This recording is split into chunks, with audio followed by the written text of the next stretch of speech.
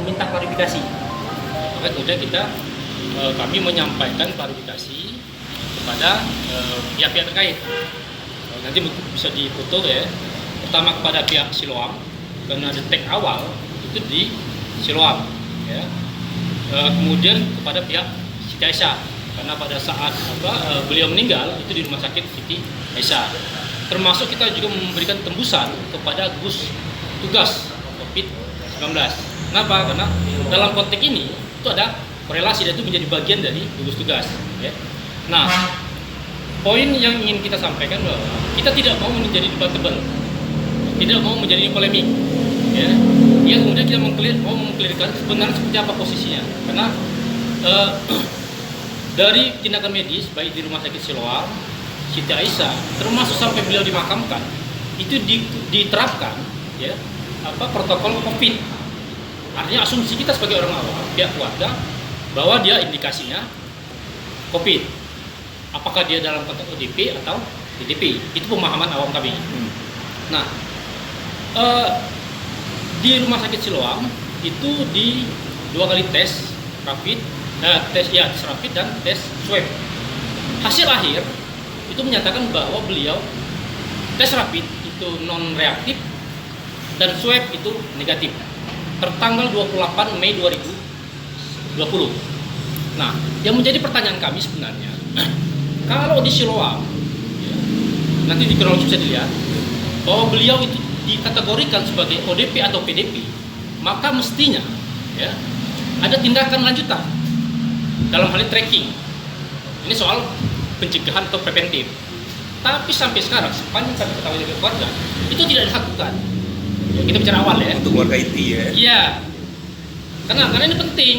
Hingga kemudian dilakukan tracking, misalnya di Bengkulu, pada saat jamaah tabligh itu dari mulai dia awal sampai terakhir tracking, termasuk misalnya terhadap orang-orang yang berinteraksi, khususnya keluarga dekat. Dalam konteks ini kami melihat tidak ada di Siloam ya. Nah, kemudian di rumah sakit Siti Aisyah, ya, karena dia kambuh, dirujuk lagi di Siloam, dibawa ke Aisyah. Karena di Siloam dikatakan bahwa tidak ada dokter yang merawat itu lagi cuti dan tidak ada dokter spesialis penyakit dalam. Hingga pada malam itu dirujuk ke rumah sakit Siti Aisyah. Didaftarkan sendiri secara online oleh pihak rumah sakit Siloam. Nah, di Aisyah malam itu kemudian dilakukan EGD dan ditempatkan di ruangan normal, ruang biasa. Ya, 3-4 hari kemudian dia oleh pihak rumah sakit Siti Aisyah ditempatkan di ruang isolasi. Isolasi pemahaman kami, ya, itu isolasi COVID. Ya, kenapa? Karena pada saat itu diterapkan ya, protokol kesehatan. Nah, pertanyaan kami kan kalau bicara mekanisme medis, tindakan medis, ini kan rujukan nih, sesuai penjelasan dari pihak Siloam. Mestinya kalau memang dia tidak punya tenaga medis atau cuti, rekam jejak, rekam medis atau analisis terhadap penyakit beliau itu disampaikan kepada pihak keluarga dan rumah sakit rujukan. Hingga kemudian kalau memang beliau ini dinyatakan positif atau indikasi lah bahasanya pihak Siloam ya, curigaan itu, maka kemudian tidak ditempatkan di ruang biasa. Itu logikanya gitu kan. Harusnya ditempatkan di ruang isolasi 3-4 hari interaksi keluarga dan segala macam, baru kemudian diterapkan itu. Kami tidak tahu dan sepanjang pengetahuan kami bahwa tindakan medis terkait dengan tes dan segala macam terkait dengan COVID itu di Aisyah tidak dilakukan. Memang pada saat itu ada malam terakhir, besok beliau meninggal, malamnya dibawa dengan APD lengkap oleh pihak, tapi kita tidak tahu di mana tempat, di mana dibawa dari mana. Dari situ baru kemudian ditempatkan di ruang isolasi. Besok beliau meninggal.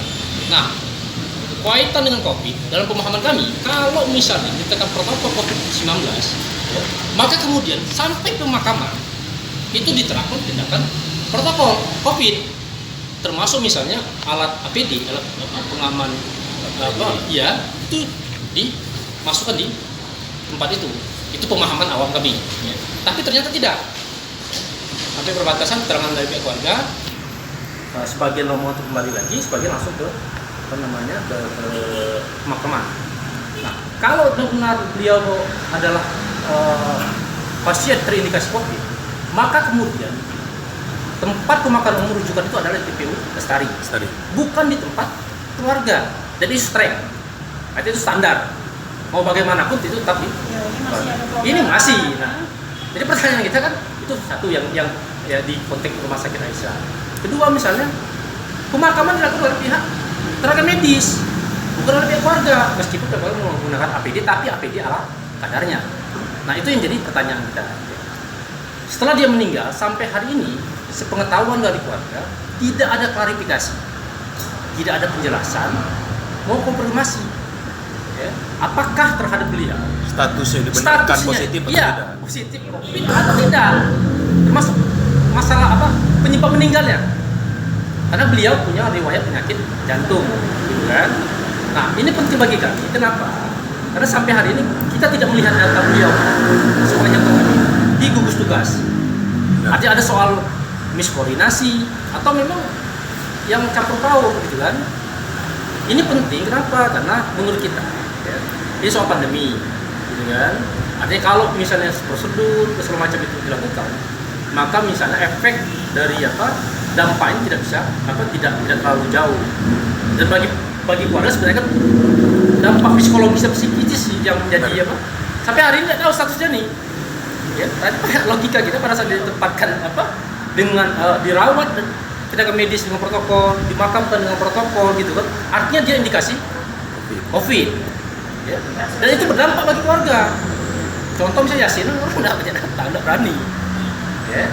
Nah, ini substansinya kami ingin meminta klarifikasi. Ingin kita tahu misalnya pada sisi mana yang itu terjadi miskomunikasi.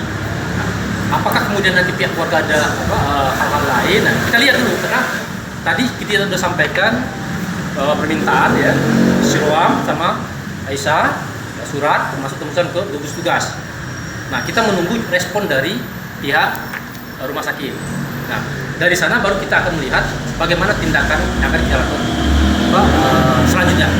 Karena sampai dengan sekarang asumsi yang dari pihak keluarga bahwa memang negatif almarhum. Kalau faktanya kita tidak bicara asumsi. Ya.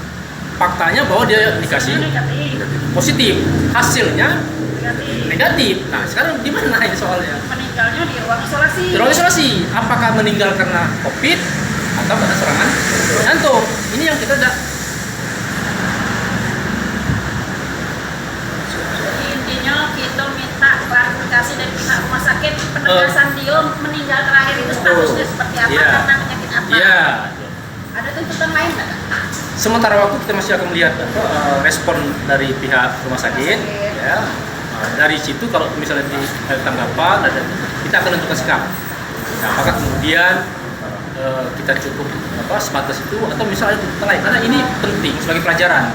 Ya. Karena kita tidak tahu pandemi kapan berakhir.